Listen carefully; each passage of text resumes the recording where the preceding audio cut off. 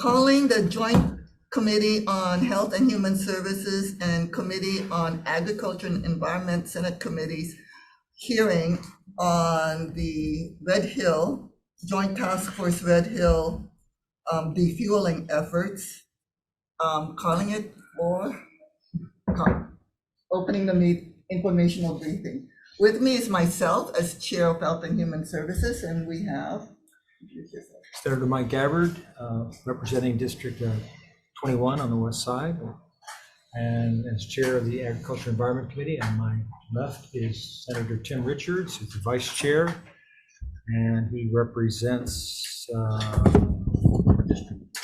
District 4 on Hawai'i Island.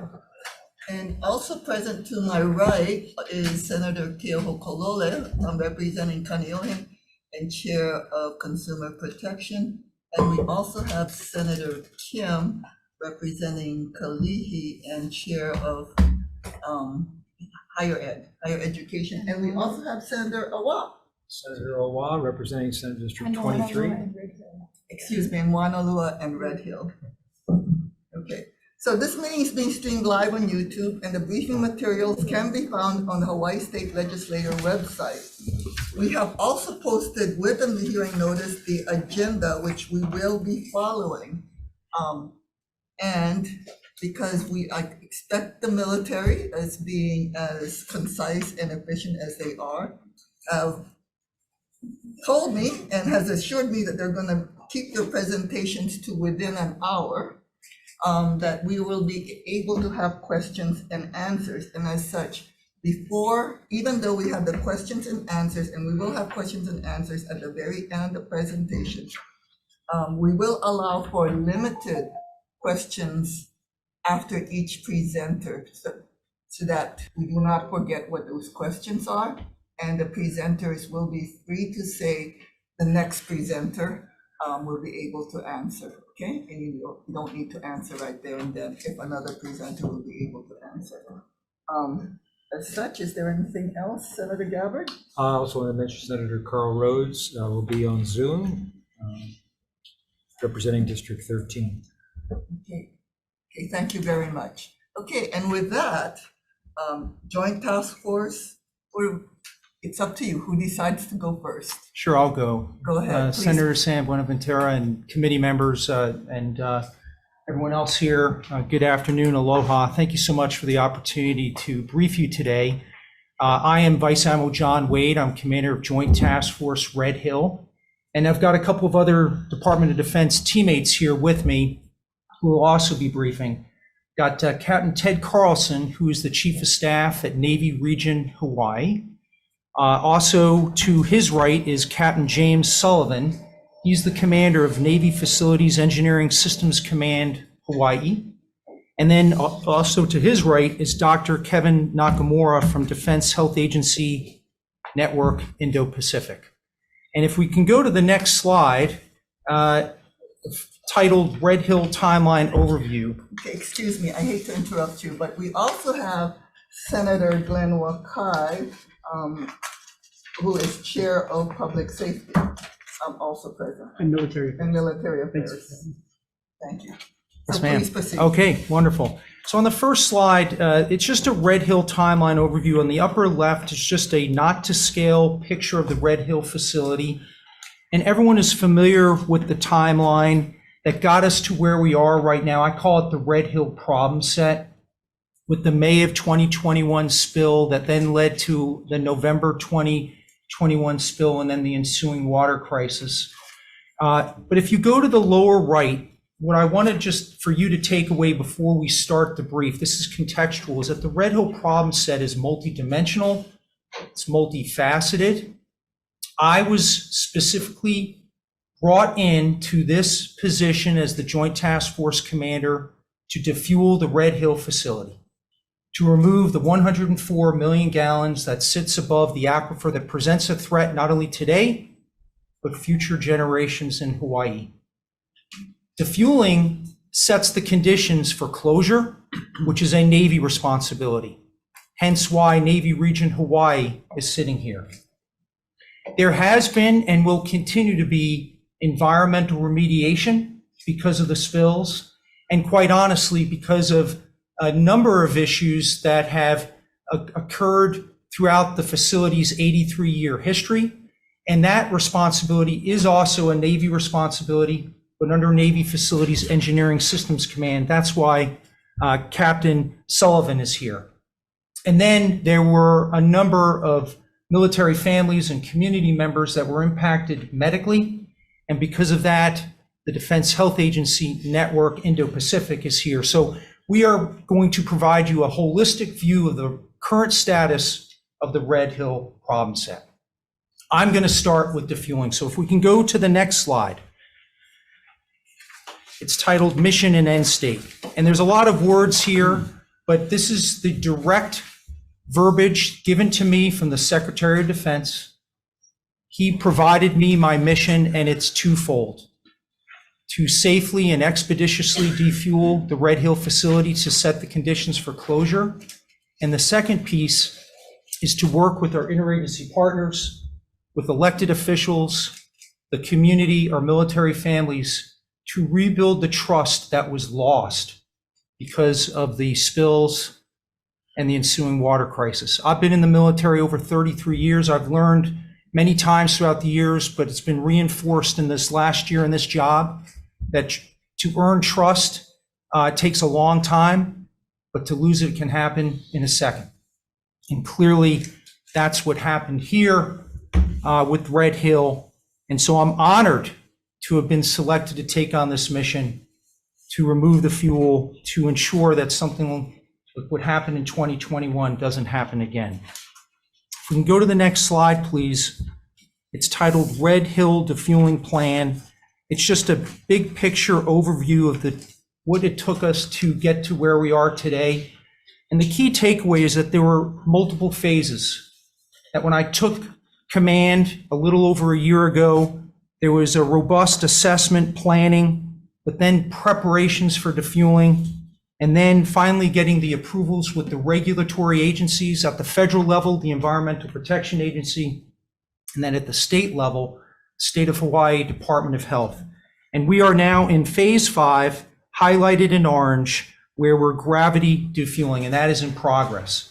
Now, this is just big picture, so if we can just go to the next slide. And it's titled the Joint Task Force Red Hill Integrated Master Schedule Executive Summary. There's a lot here, and I don't want you to look at the slide. I just want you to listen. But the picture tells 1,000 words. And that is that when I took this mission, I promised a disciplined and methodical approach to set the conditions for defueling. And by taking that mission on, we did what was called a requirements traceability assessment. We went through every state and federal law. We went through the state of Hawaii emergency order. We went through the 2015 EPA consent order. And at the time, just about a year ago, there was a draft consent order, new one from the EPA, which was signed in the spring of 2023. They laid out a list of all the things that we needed to do to either set the conditions for or to execute during defueling. And in addition to all those requirements reviews, we also went through a fine-tooth comb of all the investigations from the May and the November 2021 spills, all the findings, all the recommendations. And in doing this analysis, we put together a 1 to N list, and then we built what's called an integrated master plan, and then we built the schedule in a work breakdown structure of everything that we needed to do. And it's summarized in this graph here. Every step required an assessment, a milestone, and an associated, what we call in project management, a gate review to ensure that we're on plan, or if we're off plan, what do we need to do to get back on plan? And everything required approvals and coordination and collaboration by, with, and through the regulatory agencies, again, the EPA and the Department of Health. And if you look at the very bottom, I would just want to highlight this was a whole of government and a multiple industry sector approach. So what do I mean by whole of government? Well, on the Department of Defense, every service is represented on the Joint Task Force: Army, Navy, Air Force, Marines, Coast Guard, uniform members, active, reserve, guard, and also civilian and contractors. On the interagency governmental side, you had at the federal and the state level, the EPA and the Department of Health. But at the federal level, on Congress, a number of people involved to get us the resources to be able to do what we're doing right now. And then there's been robust coordination and collaboration at the state, city, and county level in the unlikely, but to ensure we're ready for any type of contingency, specifically a spill or a fire, working with HIEMA and the Department of Emergency Management. So that then coupled with a multiple sector approach, those sectors are fuel, safety, repair, and environment to build this plan. This plan was worked through, and I'm proud to say at the very top that we actually commenced defueling on 16 October. The next 3 slides I'm going to go through very briefly, and it's just going to give you a big picture thumbnail look of how we're doing the defueling. And I'll be prepared to answer any detailed questions when we get to the question and answer period. So the first slide is titled Defueling Phase 5 Alpha. That's gravity defueling, and it's the main tanks. And many of you, I'm sure, have visited Red Hill. It's a facility that contains 20 enormous tanks, 250 feet in height, 150 feet in diameter, can fit the Statue of Liberty with room to spare. Again, 104 million gallons. And the theory of this defueling is using gravity to do the work. And if you were to go to a water cooler, stand in front of it, open the lever, and the water would flow out of the valve, it's the same principle, obviously a lot more complex, a lot of valves and sequencing and procedures that are required. But the fuel will go out through a large pipeline. If you see at the bottom left, you see a tank main fuel line into the main pipeline down to tankers at Hotel Pier on Joint Base Pearl Harbor. This main effort, which will remove 98% of the fuel, or 102 million gallons, is ongoing and is projected to be complete on or about 18 November. If you've seen Pearl Harbor, there's a number of tankers that are there. Right now, there's 6, and we're basically cycling tankers in and out. And if you look at the lower left, there is a call-out box that a portion of the fuel is redirected to the upper tank farm. Those are above storage tanks at Joint Base Pearl Harbor. And that is to ensure that our fleet and Air Force operations and training continue. As you know, it's a dangerous, complex world, and we need to keep all operations ongoing. So it's all sequenced and layered in. So again, this phase will remove the preponderance of the fuel, 102 million gallons, about 98%, complete projection on 18 November. Next slide is titled Flowable Tank Bottoms. And it's the same principle of the main tanks, but it's a lower amount of fuel. It's what the fuel is at the bottom of the tanks, about 140,000 gallons in each of the tanks. And it will be removed from a much smaller line, which is called the tank fuel oil recovery line, which you can see in the lower left. It's a 4-inch diameter, and that's because it's the very bottom of the tank. And so the flow rate is a little bit slower, but it's the same principle. It goes into the main pipeline and then down to tankers. And this activity is projected to be conducted from the 4th to the 15th of December. And when this is complete, on the 15th December, 99% of the fuel will be removed. Go to the next slide. It's titled Unpacking. And in this phase, we remove the fuel that is in the pipeline. And that will occur over a week period from 15 January to 19 January, again, using gravity as the force to pull the fuel down to an area with the red circles 1, which is just at between Adit 2 and 3, those are tunnel entrances about maybe half a mile from Joint Base Pearl Harbor. And then at that point, we'll have to use pumps from Joint Base Pearl Harbor to pull and suck that fuel into one of the tanks on the base. And when we complete that unpacking, we'll have removed 99.9% of the fuel. And I'll get to what's next in a couple of slides. But those 3 slides are the current phase of defueling, gravity defueling, that is ongoing and is scheduled to be completed by 19 January. What I want to do now is just tell you where we are. And this slide is the update as of yesterday afternoon at 2 o'clock. I'm expecting another update in about 30 minutes. So while we're still here, I'll give you an update. But I project that at 2 o'clock today, we'll be over 57 million gallons removed in the 2.5 weeks that we've been conducting the defueling. So we went over 50% of the fuel that sits above the aquifer here in the last 24 hours. Next slide.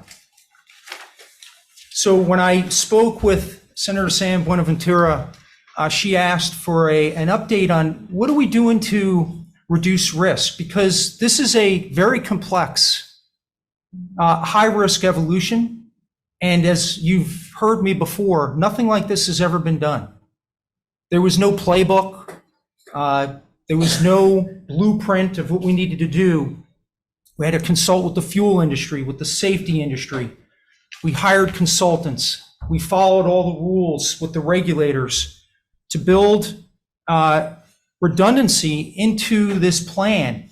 I call it a risk ecosystem, to take a quote from a book I read in my self-study in taking on this mission by retired General Stanley McChrystal. And what it is, it's taking actions to reduce the likelihood and the severity of a potential mishap. And I'm just going to briefly highlight what we've done, and we could answer questions if required.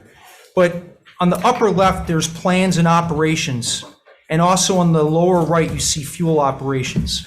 If you were to do a summary of the investigations from May and November of 2021, the procedures that were being used at Red Hill were not exacting. In other words, they were not precise enough. And on top of that, there was a culture of procedural non-compliance, a lack of supervision, and there were inadequacies in the training program. Those coupled together were contributing factors to the mishaps in 2021. We took all those on to build a robust training program, to bring in great people, to conduct proper supervision, to do sets and reps, blocking and tackling with respect to training, so that the workers and the team inside the mountain and working in the control room have the confidence and the competence to execute their duties. If you go to the bottom, you see a robust test and safety and quality assurance bucket. And in that, working by, with, and through the regulators, while we were doing repairs, enhancements, and modifications what were mandated by the state emergency order, we went through with a quality validation process with multiple checks and balances. The contractor would assess and inspect their work. Then the government would audit that work. And then a third-party engineering firm would inspect and then provide that data to the regulators, who then conducted their own inspections to review. So at least 4 or 5 reviews of every job. And on the test side, a robust pipeline integrity that included pressure, hydrostatic testing, radiation testing, pipeline stress and structural analysis, tank tightness, sump tightness, even a cyber resiliency test to ensure that the equipment being used is safe and free of any type of activities from those that may have ill intent. Also, a review of the integrity of every single valve and every other piece of equipment. And then lastly, on the fuel operations, again, tabletop rehearsals, dress rehearsals, walkthroughs, and then observations by the regulators to ensure that we're following our procedures with exacting precision, and also our communications so that we were best prepared to execute the task. And our guiding principles for all this was always continuous improvement. So we would always assess and cull lessons learned and provide those into our plans for high velocity learning. And also a respect for the dangers that we faced, and leave no stone unturned as we built this robust multidimensional plan. But even though we built a robust plan to reduce risk, we assumed that there could be a problem. And therefore, we needed to prepare in case there was a contingency, either a spill or a fire. So if you can go to the next slide, please. I want to just highlight the response preparedness that we've taken. And again, everything by, with, and through the regulators. But if you looked at the investigations from May and November of 2021 on the response side, the two key contributing factors there was that the training program for those who would respond was inadequate. And they also determined in the investigations that the assessments that were conducted at the initial outset of the spills were not sufficient enough to understand the enormity of the problem that they were facing. Had there been greater training, had there been a better assessment process, I am sure that actions would have been conducted differently. So we've taken all those lessons learned, working again with federal, state, and local officials, with local integration, and we've conducted drills, 18 total with the Navy and the JTF and HAIMA and the Department of Emergency Management. But since the Joint Task Force took the responsibility of defueling, 6 drills, crawl, walk, run approach, with oversight provided by EPA and DOH, grading us, giving us feedback, and all the lessons incorporated into our plan.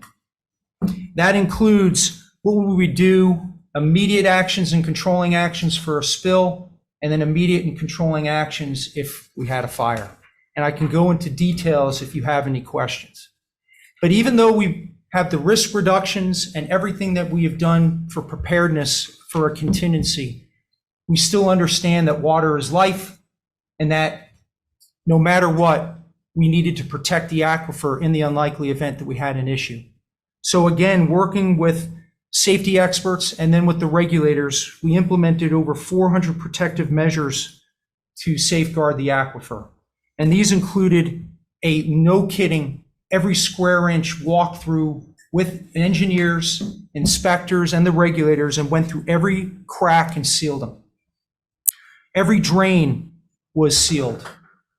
We have encapsulated every valve and put primary and secondary containment underneath. So if there was a leak, it would drip or flow into a pool, which was surrounded by another pool, and then absorbent material, and then personnel at every location to have eyeballs and visibility on the facility. In addition to that, we've installed over 40 temporary cameras that provide 24/7 coverage of every square inch of the facility.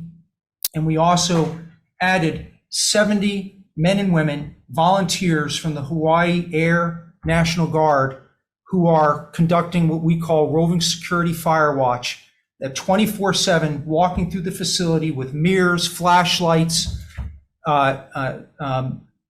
vapor monitors, to look at the integrity of the pipeline and all the equipment to ensure that if there is a problem, we identify that problem as quickly as possible and then rectify it immediately.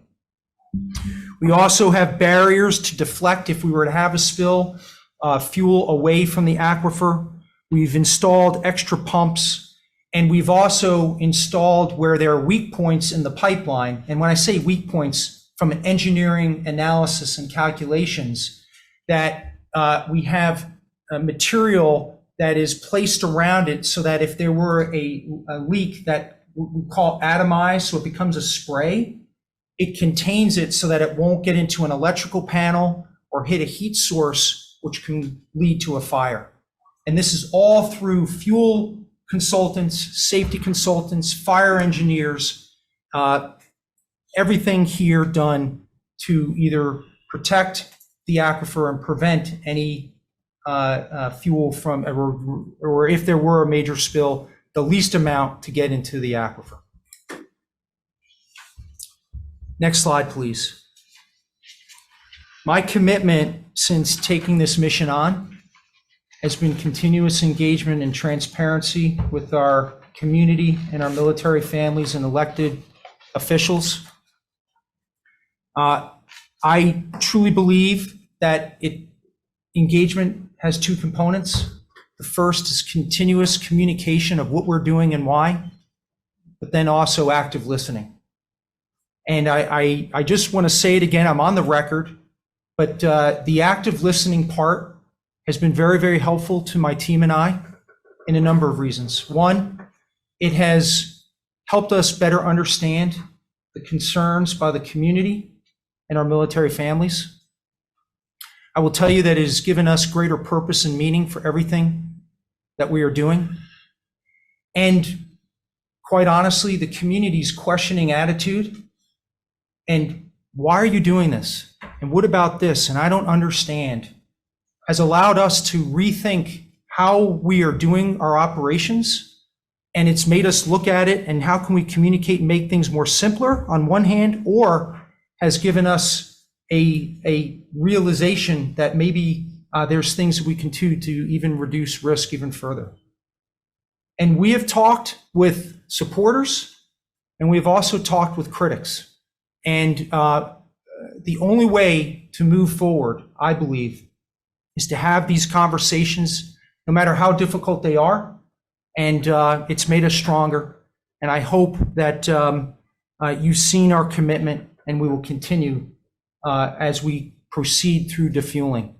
And on the lower right is just an example of some of our outreach. We have an active website, but we also have a mobile app. That mobile app now has close to 80,000 subscribers downloaded through either Apple or Google iOS.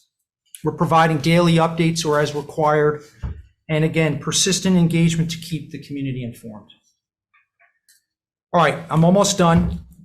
This is just a slide that you've seen before, but I've now moved the orange box to the very bottom of phase 5, and it's called phase 5 Bravo, and that's called residual fuel. So we're in phase 5 Alpha right now, which is gravity defueling, but there's going to be what's called residual fuel when we're done. That means there is fuel that we can't get out of the facility because it's in low point drains or in bends within the facility that you just can't access with gravity. So a perfect vignette or example is if you go to your kitchen sink and you open up the door and you've got a catch underneath that sink, that pipe that's bent, and there's always liquid in there. That's the same principle that we will have in Red Hill. There's over 180 low point drains in the 3.5 miles of pipeline. The amount of fuel that will be in the facility, if you can go to the next slide, please, of residual fuel through detailed laser surveys, we've gone through every square inch of the pipeline, is that there will be approximately 64,000 gallons of residual fuel. Of that 64,000 gallons, we can remove 60,000 gallons with the environmental laws and approvals that we have in place that allow us to access that fuel by opening those low point drains or opening valves to be able to pull that fuel out. And we project, and these are the locations, there's about 25,000 gallons of residual fuel in and around the tank gallery and 35,000 gallons in and around the pump house, which is on Joint Base Pearl Harbor. Once gravity defueling is completed, we will immediately start getting after the residual fuel, and we forecast that pending regulator approval, that we can remove the 60,000 gallons of residual fuel in 60 days from 22 January till about 31 March. If you go to the next slide, there are other products that will be in the facility that we can't access readily. And that is 4,000 gallons of residual fuel that are in sags in the pipeline. What do I mean by that? In the 83 years of the facility's existence, some of the foundations just have settled. And so there are pockets of fuel that can't be accessed through low point drains. If you were to look at a gutter after a rain, you see indentations in the gutter, and there's just a pool of water there that can't get out. It's the same thing. And in order to access that fuel, you have to physically destroy the pipeline to physically get after that fuel. That will require a separate environmental assessment, because when you physically destroy the pipeline to access that fuel, it creates a potential pathway for that fuel to get into the environment. So there's 4,000 gallons, 1,000 by the harbor tunnel, and about 3,000 at the tank gallery. And that will be turned over to the Navy for part of their closure process. And the reason why is because that activity of pipeline destruction needs to be sequenced with another key aspect of their plan, and that is tank cleaning. A byproduct of sediment collecting in fuel is called sludge. It's a semi-hard liquid material that settles at the bottom of the tanks. And each of the tanks that have fuel in it have sludge. And it's estimated that the sludge total in the 14 tanks that have fuel in it equals 28,000 gallons. And it is already part of the Navy's closure plan to remove that sludge, but each tank will take approximately 120 days to remove that sludge. It requires entrance into each tank by humans. They have to then scoop it up, put it into barrels. The barrels have to be removed from the facility. But again, because it has a potential pathway into the environment, there are strict environmental rules by the regulators, and that also has to be sequenced along with all the other closure activities. There's asbestos. There's lead, there's PCP, there's AFFF that needs to be removed. So the Navy is building a holistic integrated master plan and a schedule that they will have to integrate all this into their plan, and Captain Carlson will talk about that. But suffice it to say that the Department of Defense is absolutely committed to get every drop of fuel and every toxic material that is in the facility. Again, defueling, the removal of the 104 million gallons is the start to set the conditions for the long-term closure process, which will take several years. So what I've done is I've provided context. I've gone over our approach for defueling. I've described what defueling is and the current status, what we've done to reduce risk, how we're prepared for a contingency, how we've protected the aquifer, and then what is next with respect to residual fuel. And I'm ready to turn it over to Captain Carlson, or if there were any immediate questions now, and I'm happy to answer any questions at the end as well. So thank you. Thank you very much, Vice Admiral. I just want to open it up for a short question and answer. So let's go to the right first, Senator Kolole, Senator Kim. Any questions of Vice Admiral Wade at this time? Okay, on the left, we have Senator Wakai, Awal, Moriwaki, Richards, Senator Gabbard. No questions, right? I have a short question. Yes, ma'am. Okay, regarding your air monitors. So Okay. a constituent had asked, why is it that you folks don't have, fixed air monitors during the defueling process. I mean, you described volunteers having these air monitors, I guess, when they're patrolling the area, but why don't you have fixed ones in the areas where you are defueling so that we know whether or not, these atomic potential, fire hazards may erupt at any time. So what's your answer to that? Senator, we do have air monitors. And they are fixed. Well, they're portable, but Okay. they're in a static location. There are, I think there are 13 in and around the Red Hill facility. And then there's another number, and I can turn that over to Navy Facilities Engineering Command because they have monitors at all of our DoD locations too. When we learned that Navy Region and NAVFAC were putting in these air monitors to do a 6-month study for baseline, we thought that this would be an ideal opportunity to, again, reduce risk as part of our multi-layered approach to identify any threats that could impact the community or those that are working in the facility. So that's part of our layered plan. And when I talked about the roving security fire watch, they have portable monitors, but that's for their safety and security. So if they go into an area and all of a sudden they have an alert that there is a combustible material or something that is replacing oxygen, they then know what their immediate procedures are to don oxygen and then to get away and then to immediately report. But in addition to air monitors, we have soil vapor monitors. We also are robustly testing the water to ensure that we're monitoring in case any fuel has spilled into the aquifer. And Captain Sullivan can go into explicit details when he gives his brief. Okay, thank you. Yes, ma'am. I forgot. Senator Rhodes, are you on? I didn't see Yep, him. I'm here. No questions at this point, No, though. no Thank you. question? Okay, thank you very much. Okay, so let's hear from Thank you. Officer Carlson. Over to me. Well, aloha and good afternoon, Senators.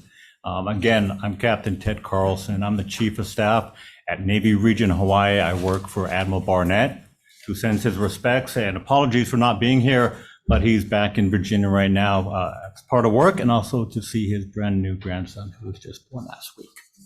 So let's talk about the next phase. So closing Red Hill.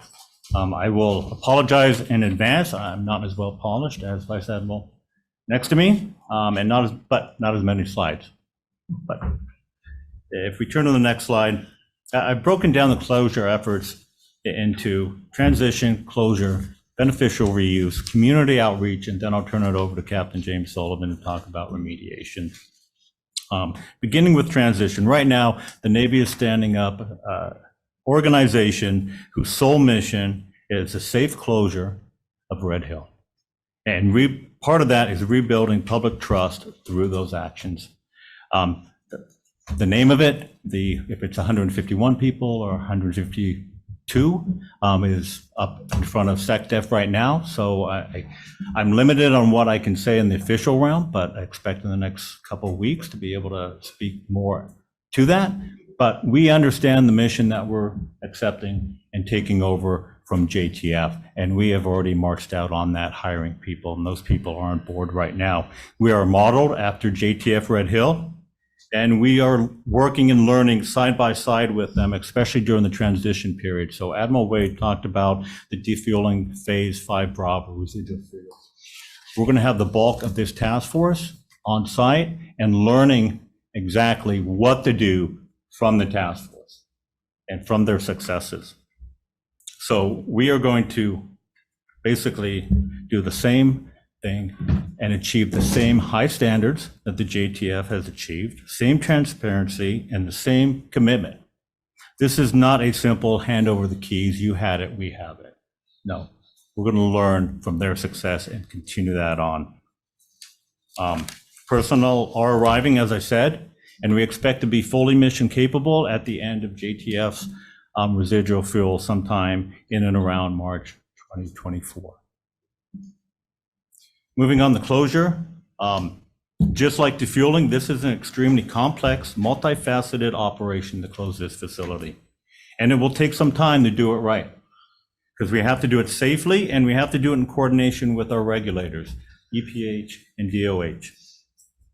We are prioritizing the removal of the AFFF, getting that sludge out, cleaning the tanks, and removing the 10 miles of pipeline that is currently up there, which is a commitment by the Department of the Navy that this facility will never be used for fuel again. We have to assess everything up there. We suspect there's lead and asbestos that will have to be mitigated. And we have to ensure that everything is environmentally and structurally safe, and that the monitoring is in place for years to come, as the Navy has an enduring responsibility for this facility. It's not simply turning off the lights and locking the door. We understand that responsibility. And we are committed to ensure that Red Hill is closed and the INA is restored and protected. We anticipate this process is going to take some time. The tanks themselves are going to take 3 years to clean and close. And then we have all the ancillary action items that we have to do. Our preparations are currently underway, getting contracts and material on place, but we will not begin until the facility is defueled by JTF. And that's for safety reasons. Moving on to beneficial reuse. As some of you probably know, there are 3 studies ongoing right now. All these studies will be submitted to Congress in February of 2024. You have the Nakapuna study that we are working currently. The final report will be done in a couple of weeks, and that will be made public. We also have the University of Hawaii study being run through the Office of Navy Research, as well as the RAND study, which was part of the National Defense Authorization Act. So those 3 studies on beneficial non-fuel reuse of the tanks is being submitted to Congress and will be made public. And then the state of Hawaii, DOD, and the EPA will review, discuss feasible options, and the inputs collected will be used to inform the final decision. Moving on to community outreach. Rebuilding trust is paramount with the community, our neighbors, and also with our military members. That trust was broken. We can do a better job telling our neighbor's story, being open, being understanding, but we also need to do a better job listening, as you said, sir. And we are working on that. From neighborhood board meetings, Kapuna councils, local city and state organizations, from west side to east side, to north shore to south to central, we want to sit down and talk not only about Red Hill, but other issues that we can partner with. Last week, I met with the Army and local leaders and went to Kolikoli Pass. We talked about the possible use of the pass as an evacuation route should there be an emergency in Waianae, and also if Farrington Highway is shut down, how we open that pass and allow the residents back in to get their children and stuff and get home safely. That's just one of many issues that we can come together, work together, and solve. Ladies and gentlemen, senators, thank you very much for your time here. I'm going to I'll pause here before I turn it over to Captain Sullivan. Mahalo. Thank you very much. So any questions for Captain Carlson, Senator Keohokalole? Yes, thank you for your presentation, Captain. Can you, well, I guess as brief as you can, help us understand the environmental processes that need to be undertaken to finish out the defueling of the sludge and the remaining residual fuel that the JTF, well, that are your responsibility once you take over? Is there anything specific? I'm sorry. So Admiral Wade mentioned that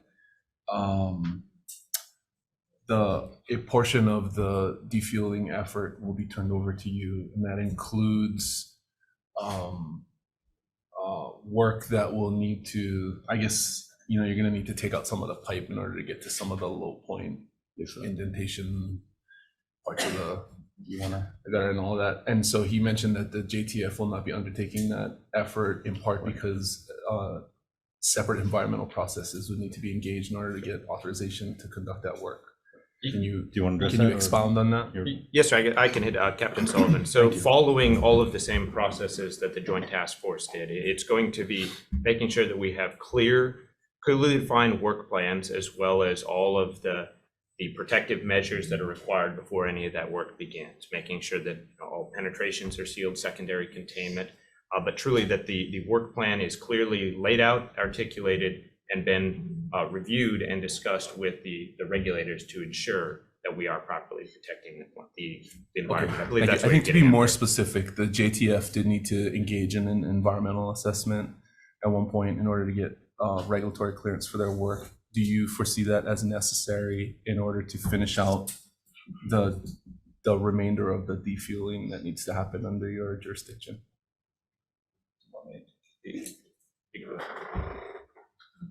Sharon? Sherry, so as we, You gotta talk Come to the on, mic. yes, you need a mic. Reason for the question is we went through this dialogue with the JTF as it relates to their environmental Right. assessment. And so if that is the reason why that portion of the work is being handed over to the Navy, then I just want to make sure that that's what we're talking about. And if you folks have an assessment of how that impacts the timeline. Yes, sir. So this is Sherry Ange. She's our environmentalist. hi, nice to meet everybody. So the cleaning of sludge out of the bottom of the tanks is part of the closure of the tanks and part of the process of tank closure. And so that's regulated under RCRA. And under RCRA, we have the same public outreach requirements as NEPA, so it's considered part of the process. So there won't be a formal NEPA document, but it will be part of the closure document. So I guess the question is, will an additional EA be necessary or not? Not at this time. We're not anticipating that one is required, but we will meet the substantive requirements of NEPA through the engagements that we're doing as part of closure. So you'll see still the public outreach, you'll still see the analysis and the work plans, and the public will still have a role, but there won't be a formal NEPA document. Okay, thank you. Hey, Senator Kim, go ahead. So what are we talking about, an estimated timeline to, one, remove all the residual sludge, and then to actually work on the complete closure? Can we break down on that? We're anticipating 3 to 5 years. 3 to 5 years. 3 to for 5 the years closure right and now, ma'am. Cleaning of all of the 3 to tanks. 5 years beginning when? That completion of defueling. Why can't you start your planning? Because the defueling is gonna last for a while. Can't you already start with some of your process as far as the? We are planning and we're getting everything ready, but for safety purposes, we're getting the fuel off the top of the aquifer. No, I That's- understand that, but, it takes a while to plan everything. I mean, we're gonna end up with years, 3 to 5 years. Part of that 3 to 5 years, what portion of that, I'd like to see a breakdown. It's gonna be used for environmental, technical, governmental approvals, whatever, which are some of the things you can start already. I mean, you know what the tanks look like, you know where the pipes are. Yes, ma'am, and we already submitted our You know tank where the claim. fuels are gonna be on those parts where you can't get it out now. So I just hate to see this thing linger on. If there's time that we can cut short, we should, and that's the problem. Besides being transparent and listening and all of that, is, working in a timely manner. I mean, we had to wait so long to even get the release of documents, the release of reports, the release of the video, and that all adds to the fact that, the public has a concern about the transparency and the trust in the Navy or the military. Yes, ma'am, all valid comments. We did submit the original tank closure plan back last year, and we are up to supplement 2.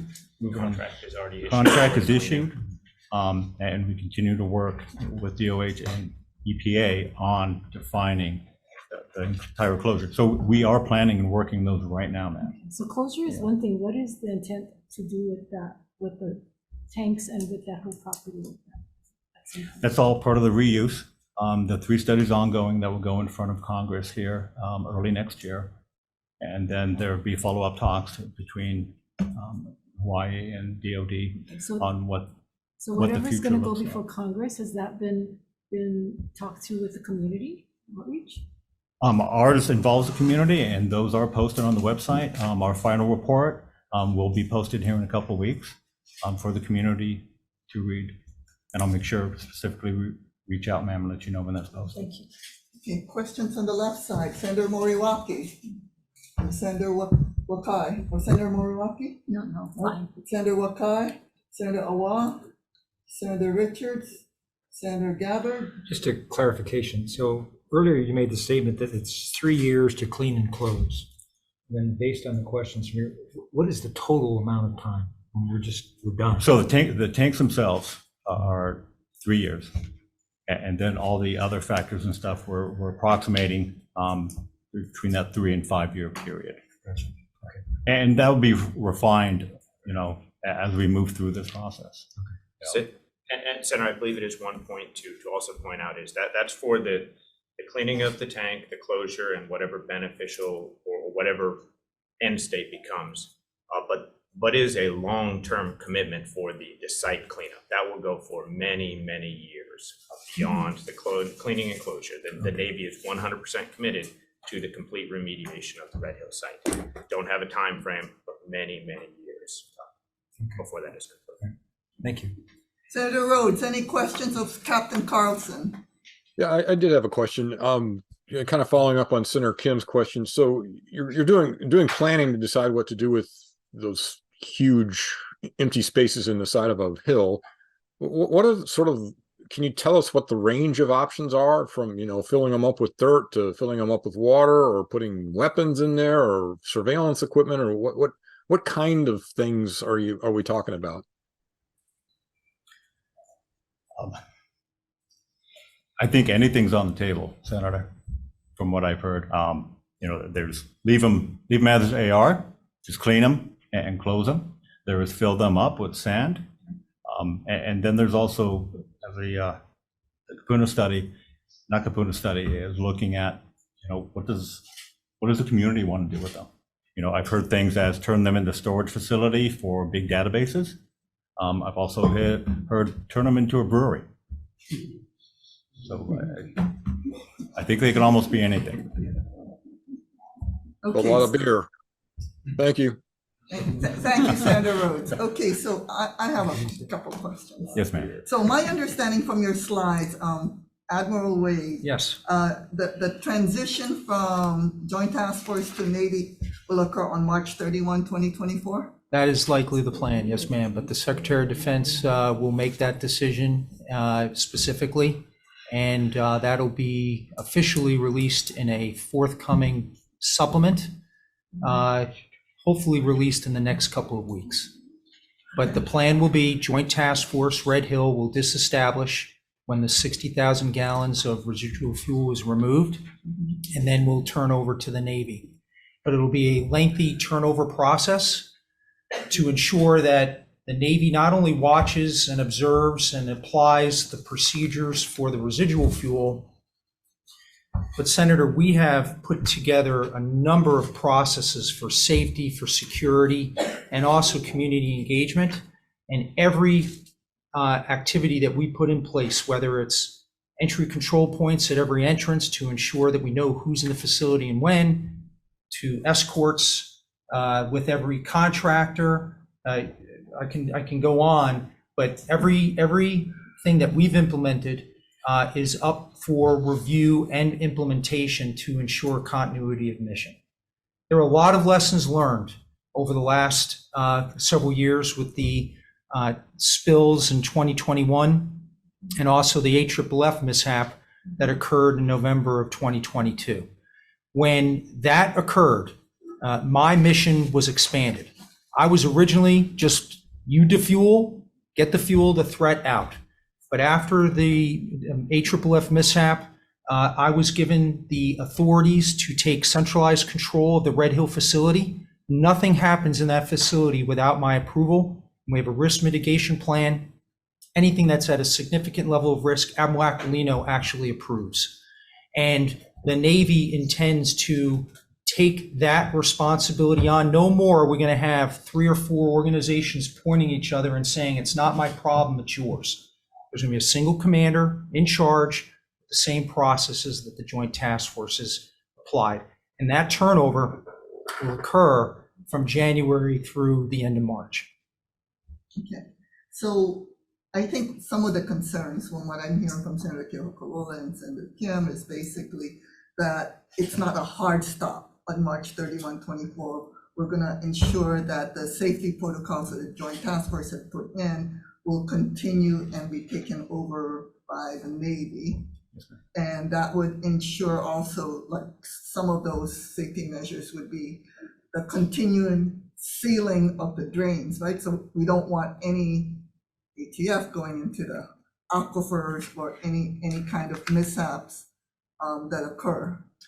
Senator, that is exactly correct. I briefed the Okay. Secretary of Defense personally because he too is concerned that there not be, when we transition here, to be a drop off in safety and security. That's critical. There's been all these processes and procedures that have put in place, and that is the key to the safe transition. And that is the Department of Defense commitment. Now, to your point, and also Senator Keikoole, the reason why not only this is going to take a long period of time, not only for the tank cleaning, but you have to sequence every activity properly to reduce risk, right? So you can't just do 50 things at once, because if you have someone that's operating 20 yards away that's dependent on electrical power, but you've secured electrical power so you don't electrocute someone working on a fan, and then someone turns it on and someone gets hurt. You have to have an integrated master plan that by time and phase, basically a project management tool. So you have to sequence that all together. It's like a symphony, with the right instrument coming in at the right time. And that's what we've done for the JTF. And that's what the Navy is going to have to do with this closure plan. That is also going to be doing all the long-term environmental remediation and testing to get after the soil and the cleaning of the aquifer. And I'm gonna save my next question for the last person, but any other questions for Captain Carlson?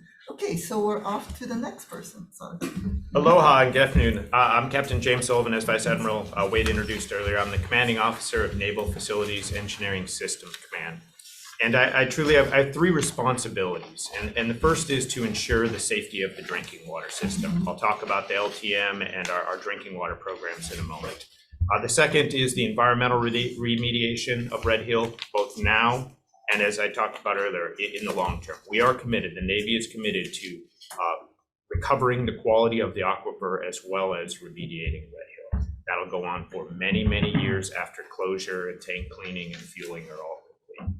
And the third is to support both Vice Admiral Wade as well as Admiral Barnett and the future task force that stood up by the Navy for all things defueling, closure, long-term remediation, and any of the environmental and engineering support that they might need. So the slide that I've got here is that the long-term monitoring program. Long-term monitoring was a program that was directed by the EPA and the DOH and agreed upon by the Navy and the Army following the fuel contamination of the water system back in November of 2021. It consists of 7 different periods. We are currently in period 6, but the big picture is 7,800 samples that are being taken to ensure the safety of the water quality. One thing that I think is very important to note is all of our water is none of it is coming from the Red Hill shaft. All of our water is coming from Waiaba, which is 6 miles away. So each of these different periods, we also, in addition to sampling residents and the different buildings throughout the installation, every period we also test every medical facility, every child development center, every school to ensure that we have current and relevant test results for all of those facilities. We also have working very closely with the installation and the region, developed a rapid response team. And you've probably heard about the EOC, the Emergency Operations Center, or the Rapid Response Team. This is a 24/7 hotline that is available if anybody has a concern about their water quality, whether it be a test, whether they see something, they smell something, or they just have any concerns. They can call this number and we will immediately answer any questions they have, as well as send out a team that can do a rapid test to get to detect for any TPH, total petroleum hydrocarbons, as well as we can test their water for the full list of analytes that's part of our program and send it off to the mainland. So we just want to make sure that any concerns, they know who to call, how to get in touch with us, and we will take that for immediate action. As Vice Admiral Wade and Captain Carlson also mentioned, one of our primary missions is making sure that we try to rebuild the trust of our residents as well as the trust of the community, which is not an easy task, and we'll continue to work every day. We also have to ensure that we remain completely transparent on all of the results, that it's clear, that it's easily understandable. So if you look at the bottom right-hand corner of the slide, I list the Joint Base Pearl Harbor Safe Waters website. And this is the website that we use to post all of our information, as well as we continue to adapt and improve it every day based upon the feedback that we get from forums like this or community outreach events to continue to improve. There's interactive maps within there that if you have any questions about your drinking water, you can scroll in on the map, you can find your house, you can find your neighbor's house, and you can click on those to find out what the results from your house were. We also have created some videos that show how to utilize the website if there are any questions, and that's all within that website. The website is broken into two different sections, though. We have a drinking water, half of the website where you click and it takes you to all things drinking water, and a different section that is for the groundwater, the soil, all of the non-drinking water sampling tests and results that people are also very, very interested. This is something that we work very closely with Ernie Lau and the Board of Water Supply to make sure that we're getting them any information that they might have and to make sure that's always available to the public. So again, that's at the website that you see at the bottom right-hand corner. If you move on to the next slide, please.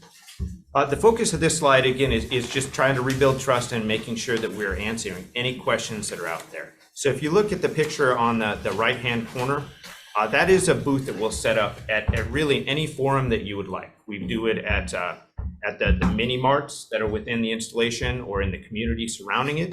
We'll do it at grade schools, elementary schools, anybody who has questions or interests. And what we have at that table is I'll have a couple of my subject matter experts. They'll have the computer set up that goes to our website, the public website that anyone get to, and we'll walk anybody who has questions through the website, find the results, show them how to use it, and answer any questions that they might have. We also have the cooler and all of our testing apparatus that's on the left side of that table, just to show you what it looks like if a crew were to come into your house and to perform any sampling. The top left corner just shows the outreach of engagements that we've done recently, as well as a quote from the principal at Iroquois Point Elementary following a recent town hall or a recent event that we conducted at their elementary school. So recent events on the left, Military Affairs Council, and then of course all of the different board meetings and information forums. And then on the right, talks about some upcoming events that we have. Where we're going to Capelina, the night market there, the NEX at Halsey Terrace, and so forth. Go to the next slide, please. Shifting focus a little bit from the drinking water, this slide, I know it's a little bit of an eye chart, but this is also posted on our remediation website and continually updated. So this is our current remediation schedule. It shows the activities we've done to remediate as well as recover the quality of the aquifer starting in 21. And you see that it goes well beyond 2025 and will continue to populate that. But these are the current efforts. As I mentioned, the long-term remediation, we will continue to assess the site and identify what additional remediation requirements there are. But just quickly going down the left-hand side of the slide, focusing in, the top section talks about all the monitoring and the sampling efforts. As Vice Admiral Wade mentioned, we continue to monitor the soil as well as soil vapor, as well as the groundwater, all within Red Hill facility and surrounding it to ensure there is no indications that there might be a problem of a leak of any sort. We're constantly monitoring that. Below that, we get into the site characterization, mainly focusing on Adit 3, where the majority of the fuel that spilled in November of 21 was all within the Adit 3 area. A lot of the efforts that we've been doing to chase the fuel that still might be in the soil between the tunnel as well as the top of the aquifer. So these are all the characterization efforts, but the remediation continues. We're working right now to install equipment for soil vapor extraction and air sparging. This is basically where we're pumping air into the subsurface at at the same time sucking it out through different holes that we've identified where there could be potential pockets of fuel that is trapped in the soil. And we are open to continued pilots and investigation to do whatever we have to remove as much fuel as possible out of the facility. Moving down more towards the bottom, you'll see some of the modeling efforts. The Navy is doing our own groundwater modeling efforts, working with one of our contractors to identify where fuel may have traveled in the past that spilled, as well as if there were a spill to occur in the future or present, unfortunately, where that fuel might be traveling. We are also working with the University of Hawaii, who is performing an independent ground model, but we're working with them to make sure they have access and have all of the information that we have. And then the bottom is just focusing on the efforts that support defueling. Vice Admiral Wade already talked about the penetrations, making sure that every place that there is an easy, where we've drilled a hole in the past, there's a crack, or there's any penetration that could allow an easy path for fuel to travel towards the aquifer, making sure that those are all sealed. And then the groundwater protection plan are the measures that we have in place to identify, like we mentioned, the soil vapor monitoring, the groundwater monitoring. This is just a comprehensive plan of all of those actions we're doing for early detections on if there is an issue during defueling, and then what measures we would take if there were a spill to occur, what actions we would take. So I know I talked about a lot on this slide, but I do want to just foot stomp what I mentioned at the beginning. This is just the beginning. We are in this for the long haul, and we are committed to that continued remediation and recovery of the Red Hill site. Pending any questions, that was all I had for right now. I'll pause for any questions. Okay, thank you very much. Yes, ma'am. Okay, so any questions of Captain Sullivan? Senator Kilpalole, Senator Kim, Senator Moriwaki has a question. Please proceed, Senator Moriwaki. Thank you very much. I appreciate your being here for the long haul, the Navy, for remediation, and some of the efforts you've already started. But what would be the standard that you would have that it's like totally remediated? And what are you looking for in terms of your long haul years and, in terms of the outside? And we are right at the beginning of that now. So we are in the process of conducting the initial step of that long-term remediation, which is the site assessment. And the site assessment is looking at a complete history of everything that's happened at Red Hill in the past. Any past spills that might have occurred, any buildings or facilities that used to be in a location and have been removed. It really is a holistic research of the facility to identify where do we need to do additional sampling. We've done a lot of sampling and characterization, but most of our efforts have focused on where the 2014 spills occurred, the 2021 spills, but we need to look at the entire site. So that's what step one is, the site assessment that's in progress now. And we'll continue with the site assessment as well as sampling for several years. So I can't tell you the exact final standard. That's all going to be developed as we complete the site assessment and then get out and actually take all those samples for areas that we identify for potential concern. So how does that integrate with the three projects that you're looking at in terms of the closure? And is that part of the remediation effort, or is that separated apart?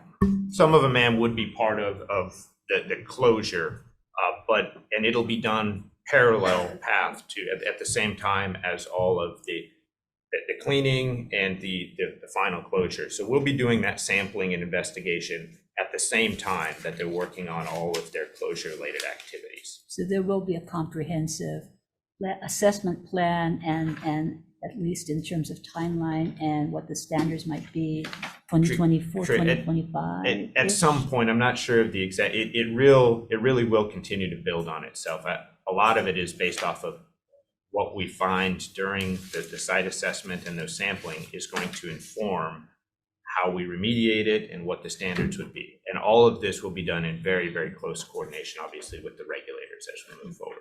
Thank you. Senator Wakai. Thank you. Thank you for your good work, Captain.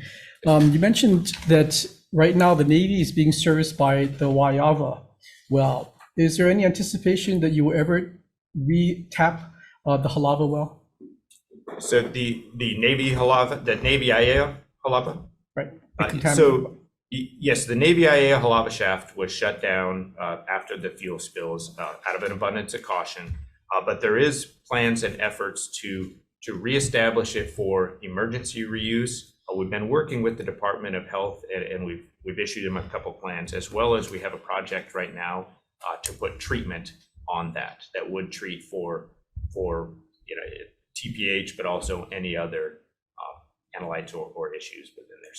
So to answer your question simply is, yes, we do eventually plan to turn back on the Navy IAEA Halava shaft, but there will be treatment incorporated. I want to talk a little bit about that. Tell me a little bit about the treatment facility, how much volume, what's the cost, what's the timeline for the build out of that filtration system?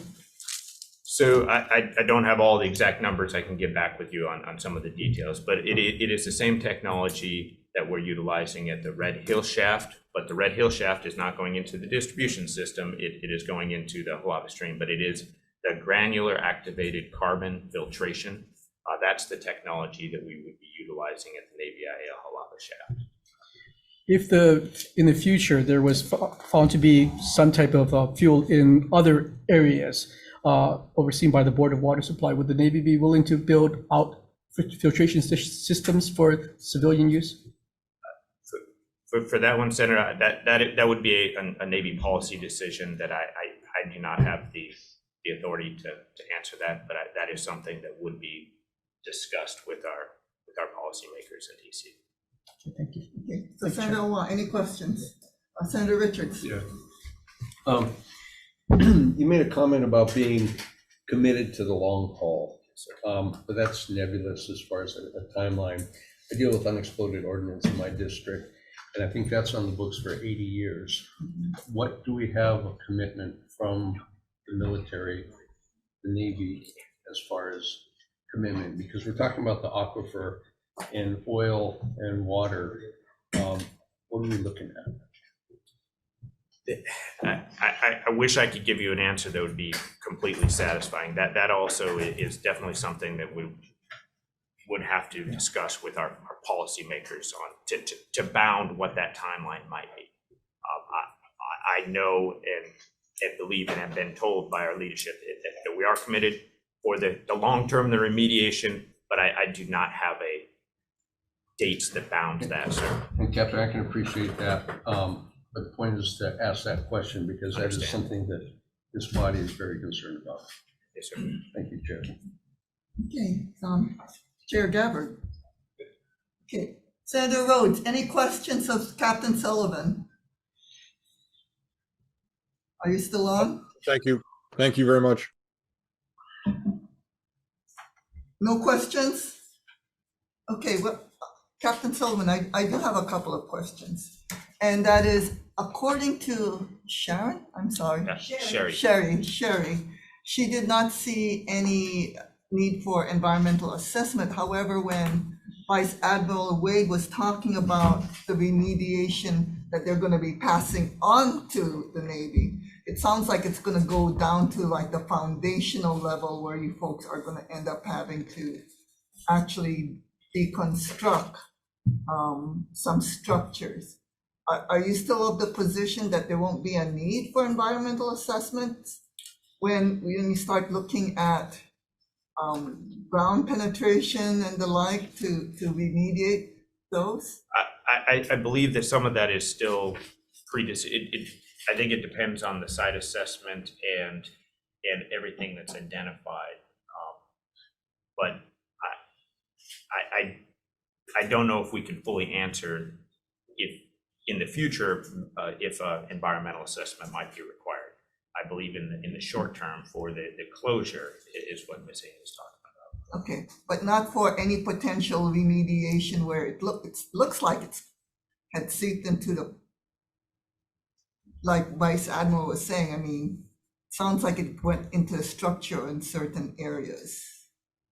Senator, I hear your concern, and Senator Caves, and I'm going to take this back, and we're going to discuss this and come back with a more definitive answer. Yes. But definitely hear your concern and valid. So we're going to go back and talk about this again. Okay. Okay, ma'am? Okay, Sure. thank you. I mean, because if the soil is contaminated, then we're talking about, like Lahaina, we're gonna have to try to figure out what happens. You folks are gonna have to try to figure out what happens with contaminated soils, right? Because we don't want that to get into the environment.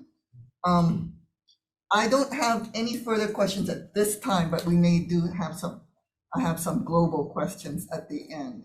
So, yes, we have some global questions. So next we have Dr. Good afternoon. Aloha, Senators. My name is Kevin Nakamura. I'm the Chief Medical Officer at the Defense Health Network Indo-Pacific. We're the regional headquarters office of the Defense Health Agency, and our office is responsible for the direct medical care to people impacted by the November 2021 Red Hill fuel spill. Next slide, please. So we are responsible also for the clinical operations at the Red Hill Clinic, which continues to operate and see patients, including military beneficiaries, as well as members of the community who qualify under the Secretarial Designation Program for care in our clinic. Next slide. The DHA is a very large organization. It's really a global organization, and it's comprised of a lot of intertwined functional areas. One of those is DHA Public Health, which we work with very closely, and their mission synergizes very well with our mission of healthcare delivery. Our colleagues at DHA Public Health asked me to provide a few short updates for your committee.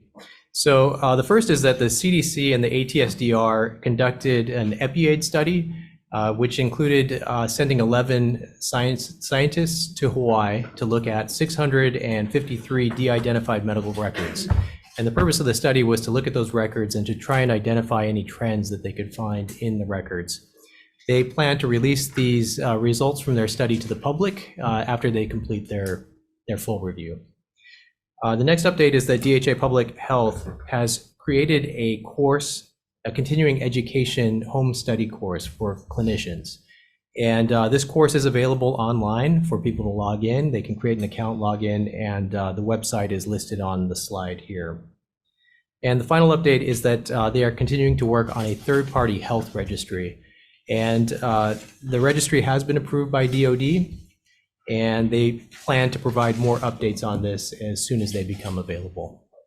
So pending your questions, thank you for your time today. Appreciate it. Okay, thank you.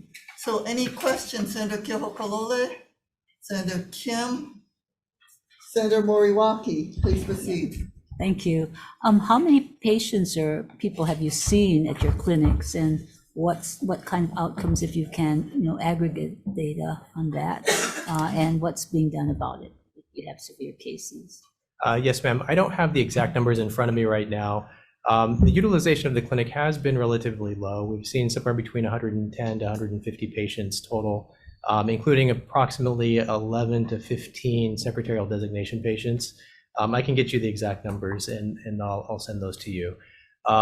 As far as the trends that have been seen by the clinic, I think it's a little too early to tell. And so our job is really to gather that documentation and to have it in the medical record so that future studies, especially in conjunction with this third-party registry, can look back and try and glean any connections they can determine between the exposure history and the types of symptoms that patients are presenting with. So are you treating patients, or is the clinic treating patients? And what kind of, I noticed that you're terminating the designation on March 10th next year. What happens thereafter if these are long-term symptoms that come out later? Yeah, that's an excellent question. The Secretarial Designation Program does terminate on March 10, 2024. At that time, records will be available to the patients so that they can take them to their primary care provider. We plan to continue to produce educational materials for providers outside of the military as well. And hopefully that will be helpful to them as they continue to take on that care from us once that secretarial designation window ends. But as far as military beneficiaries, that is an enduring mission. We will continue to care for them in our system indefinitely. So if their records show that it did develop from the spill or from the water contaminants, will the Navy take on the responsibility for their treatment thereafter? Or you said go to your own provider, but what kind of responsibility will the Navy have on that? Yeah, that's a fair question. Unfortunately, I can't speak for the Navy, so I'd have to refer that question to them. Thank you. Okay. Senator Wakai, any questions? Senator Richards? Chair Gabbard? Senator Rhodes, any questions? Are you still on? No questions. Thank you. Okay, thank you. Dr. Nakamura, I have a couple of questions. The third party, one, why is there a hard stop on March 10, 24? That's a great question, ma'am. That was a policy decision made by the Undersecretary of Defense for Personnel and Readiness. So that's something that I could refer up to them for an answer. I can't speak to that myself. Okay, so, and the reason I'm asking is because it sounds like, although, and it can be just anecdotally because I don't know, all I do is read the paper about all of these Navy families who were affected. 110 to 115 seems low to me. And knowing that there is this, the elephant in the room is that there's this lawsuit happening. My sense is the reason why it's low is because there's this distrust of entering into the clinic because of this pending lawsuit. So how do we, if the goal is to treat and learn from any, I guess, malignancy or any ailments that have occurred because of the spill, I don't understand why there's a March 10, 24 hard stop. Because I suspect you're not going to see the patients until after the lawsuit is settled. I think, I can't speculate, but my hope is that people will take advantage of this window of time that we have to come in for that assessment visit, have the exposure documented in our medical record system. And then with that third-party registry, if these things develop over time, that will be an opportunity for us to look at it again to potentially determine if another secretarial designation window may be necessary in the future. But again, that wouldn't be a decision for DHA or myself. Okay, thank you very much. Okay, do you have any other presenters, Vice Admiral Wade? That's it, ma'am. Okay, so let's open it up to global questions. I know you have some, Senator Kim. I do have one. So in light of everything that has taken place and all of the costs that has occurred on the state level to the aquifer, the water, the closing down of the wells, and the fact that the Board of Water Supply have said that they're going to be raising water rates for the residents to make up for all of this, what portion or what are you folks requesting, or what are you suggesting that the Navy or the military reimburse the state in order to pay for all of this? That was not, of course, of our fault or cause. Senator, I'll take this as a senior DoD representative. Everyone here is executing policy, whether it's defueling, closure, environmental remediation, or the long-term medical. What you've asked is a policy question. We can't answer that. I have communicated to the Secretary of Defense and to the Deputy Secretary of Defense the concerns from the community regarding the potential rate hikes for the water. They're aware, they're looking at that, but that's all I can tell you right now. Okay, can we see what exactly you folks are requesting from them or asking of them, or what? I mean, it's one thing to discuss it with them, but I mean, somebody needs to be advocating for it. That's what I'm trying to say. Is there a plan? Is there some estimate of what that cost might be? What's the ask? What might be recommended?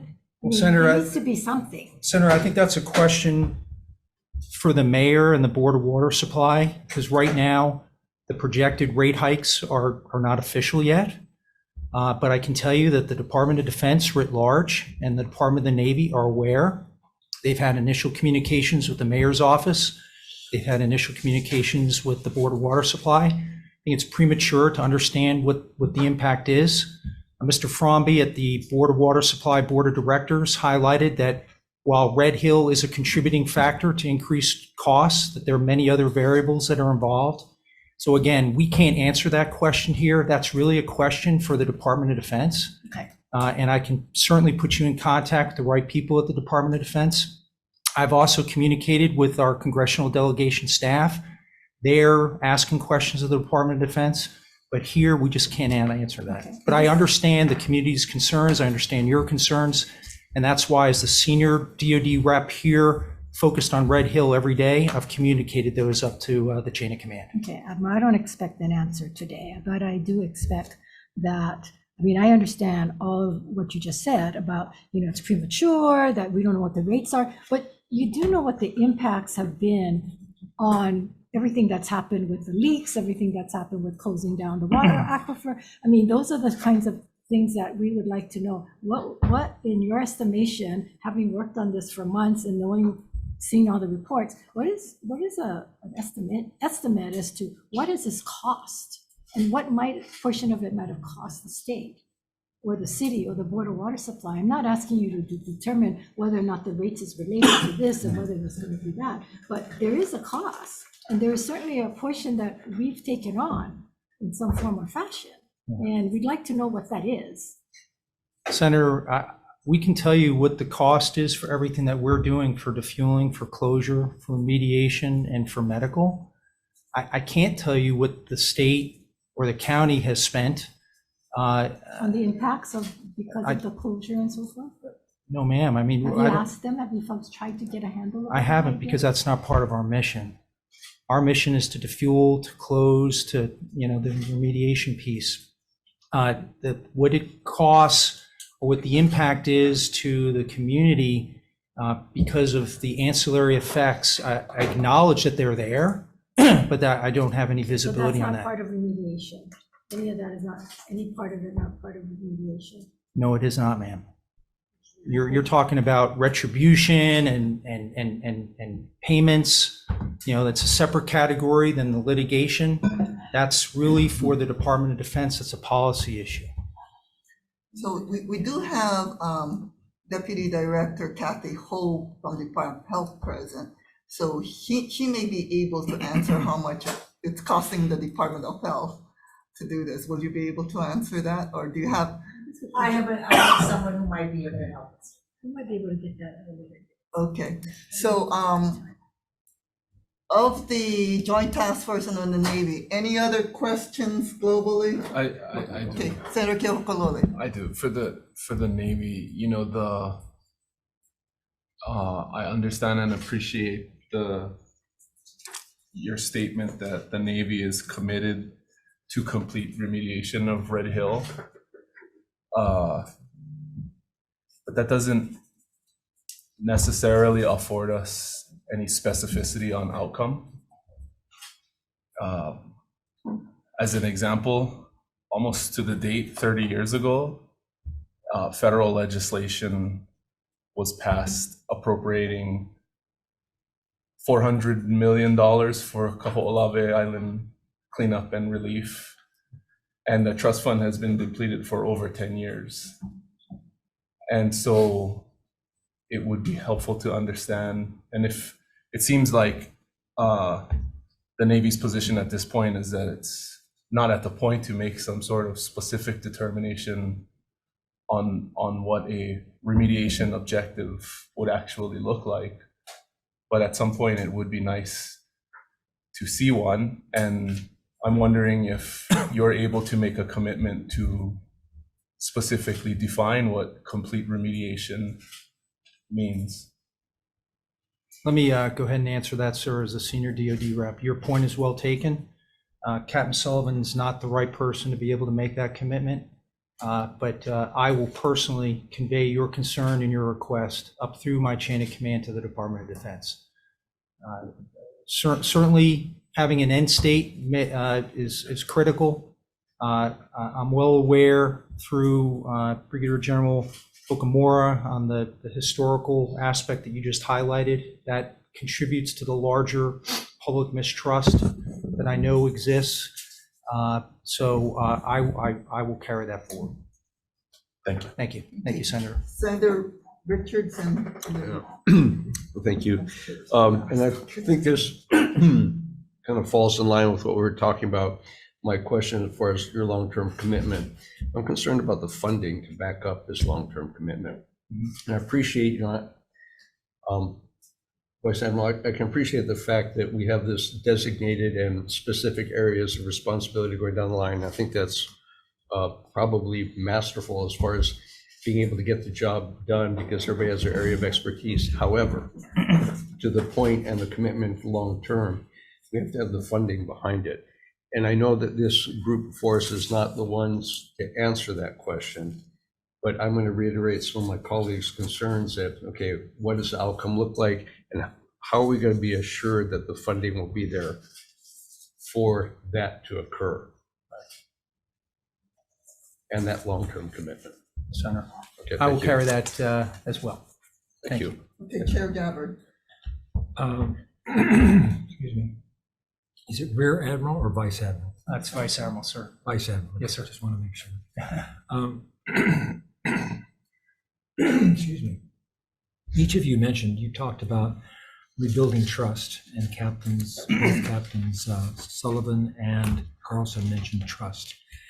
In the September 23rd edition of the Star Advertiser, in their editorial, they said, and I quote, "While most members of the Joint Task Force Red Hill charged with defueling were not responsible for past years of Navy neglect at the facility, they will have to deal with today's deep-seated, justifiable distrust of the military." And I'm sure you read that article, correct? I did, yes, sir. So my question is, and let me be clear, I believe everyone at this meeting, in person and online, we appreciate your service to our country, and we're very grateful for all of that. Nevertheless, my first question is, do you agree with that statement in the editorial that today there is a deep-seated, justifiable distrust of the military? I do. You do. And secondly, you had also mentioned in your engagement and your active listening, have you noticed that that's changing? What is your sense of what's actually going on out there as you're having these? So, Senator, I don't think I've earned the right to be able to speculate like that. And that's out of respect too, because I do respect the community's viewpoints.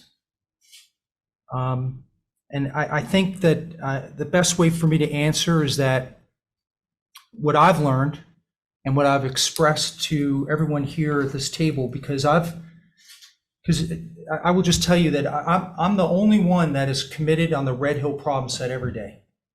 And I have a team led by General Gamora that is engaging and will talk with anybody.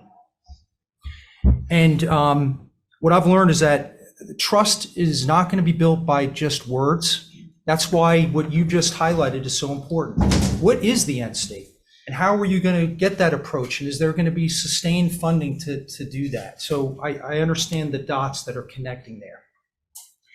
So what I believe, it's one action at a time, combined with the messaging to the community to explain what we're doing, being fully transparent, and then over time for the community and our elected officials to see that we know mistakes were made, that we've learned from those mistakes, and that we've willingly changed as we make the approach forward. I wish I could change time. I wish I could go back and prevent what happened in 14, 30 years ago, Huawei, where we are now, but we can't. But we at this table have been brought in specifically to address the issues that are at hand, and we're absolutely committed to do so. But again, when I go back to my opening comment, trust is earned, and it takes a long time, and we've got a lot of work to do to earn that trust. But I can tell you that the Department of Defense is absolutely committed. We are absolutely committed, and that's the best answer I could give you, Senator. And I think the key words that I just heard are action and transparency. Yes, sir. So as long as you follow through with that, thank you very much. Thank you, Senator. Okay, thank you. Senator Rhodes, I don't want to forget you. Do you have any global questions of the Navy or the Joint Task Force? Yes, thank you. I do. It's in the same vein as some of the questions that have just been asked by my colleagues, but it seems to me like the trust issue is one that it just makes me wonder what else is out there. And you, of course, the military, of course, is the one that have some idea of what else is out there. You know, is it depleted uranium somewhere? I mean, there's a whole range of different things it could be. But if there's going to be another Red Hill kind of disaster 5 years from now, you're never going to regain Hawaii Residents Trust because it'll always be another one. So I guess it's less of a question and more of a comment that if the military is aware of other issues like this, I hope that they address them before they're forced to, like they were in the Red Hill situation. It felt to me like if it hadn't been this huge outcry, nothing would have ever happened. And if you're worried about maintaining or building trust in the community, you need to be ahead of the curve, much farther ahead of the curve than you were on Red Hill. Thank you, chairs. Okay, thank you. So I have. Can I just, because I think that's a fair point from the senator.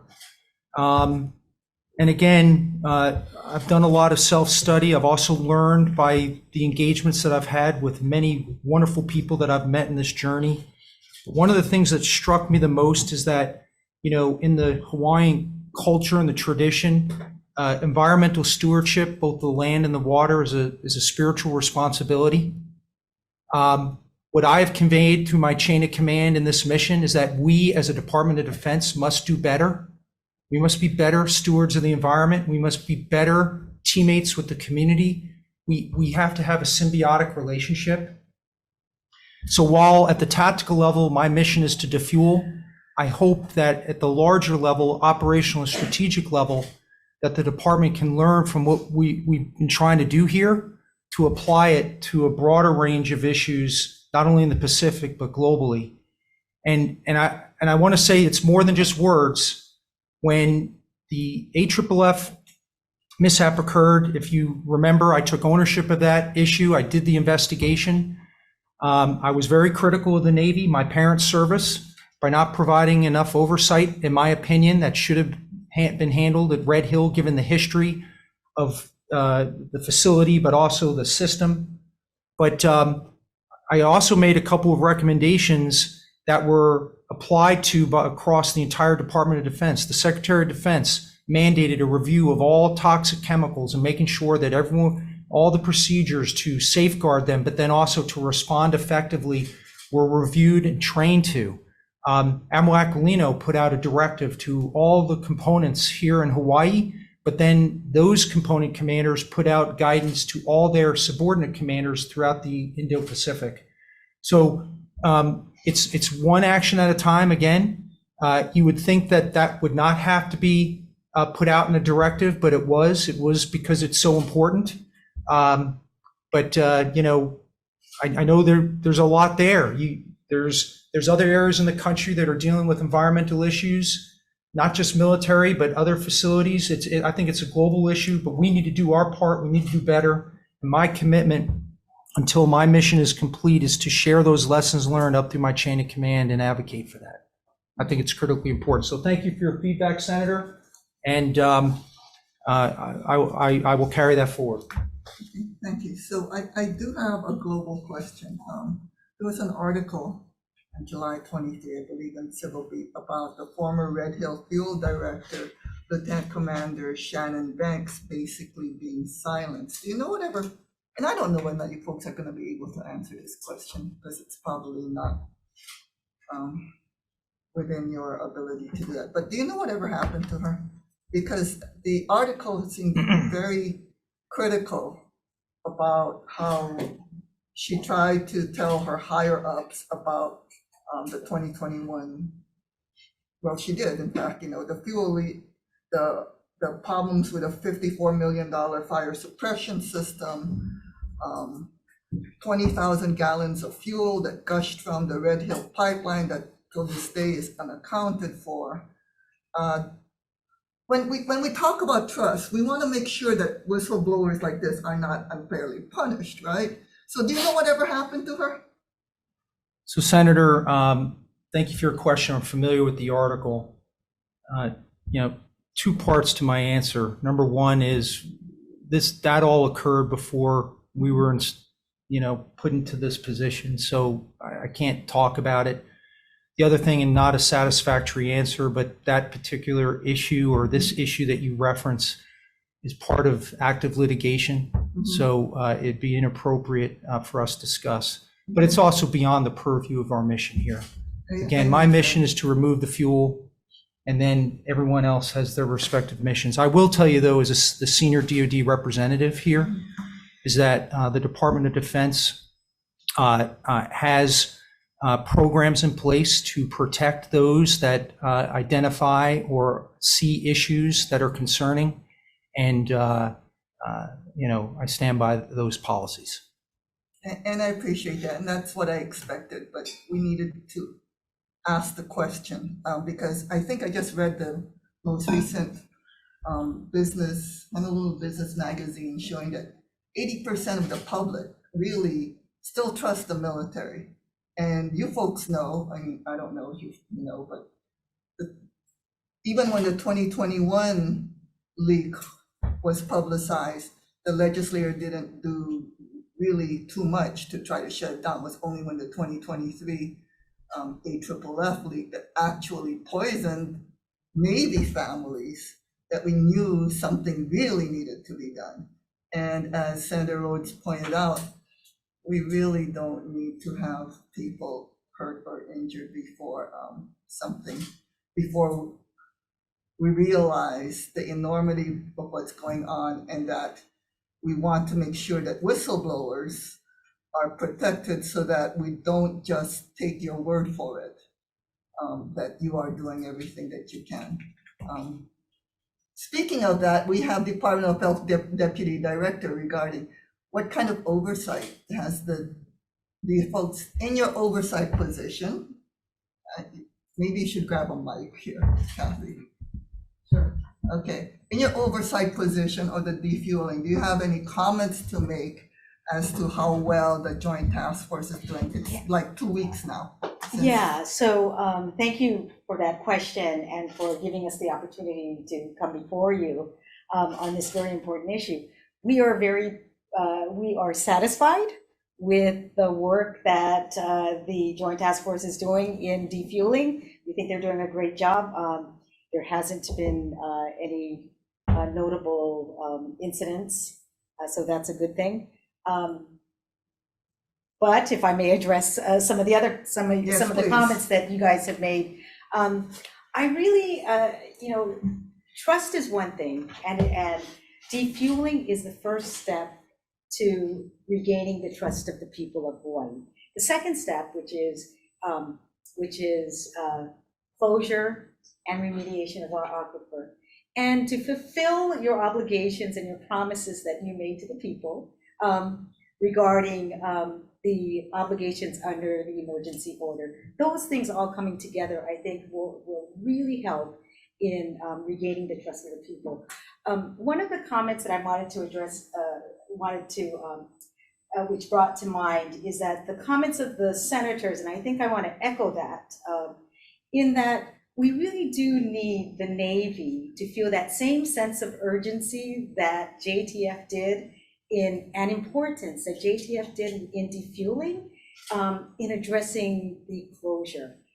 So with those comments, I'm here with my small but dedicated and hardworking team of DOH people, and I have online Dennis Lopez from Safe Drinking Water. So we're here to answer any questions that you might have. Thank you. So any questions? On my right, Senator Kehokolole. Yeah, I do. Go ahead. Thank you, Kathy, for that and for your work.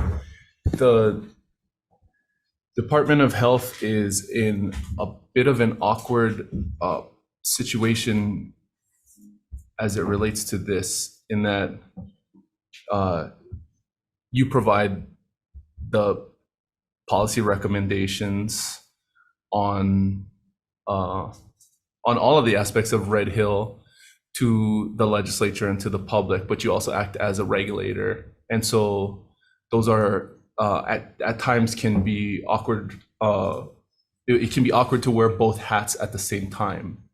So in your discussions with the Department of Health director and with the governor, can we expect to see an established position from the administration on, at least on the long-term issues, and how would that be facilitated given the fact that you also, facilitate this role as a regulator. as a regulator, where you're, I cannot find the word right now, but you're you have to sort of remain neutral and disconnected from the overall, policy prerogative of the administration. Yeah, so I, You can bring that chair. So as the regulator, we will, our mission is to protect public health and the environment, right? That's our mission. But that may be different than the overall policy of the governor or the state of Hawaii. So if we, as a regulator, my mission really is to protect public health and the environment. There may be overarching policy questions that I don't get into because it may look to more long-term or aspirational issues that is not within the bounds of the regulations that we have to enforce. So if you or the members of your team need to wall yourselves off from those policy determinations, I can understand that. I guess my question is, I just asked the Navy when we can expect a position on remediation, and I'm wondering if the administration will take a position that can provide some guidance to the legislature. We still maintain our own independent prerogative to come up with our own position, but I would expect at some point the administration would take the opportunity to weigh in. I understand that the administration is different than in that respect than the regulators, because as regulators we are bound by the rules and the law, and let's say the quality of the water is also dictated by what our rule says. So, we're really just bound by the law and our rules. But for policy questions, it may be something that's, if you're looking at what is the governor's policy role of policy on X, Y, and Z, I cannot tell you that.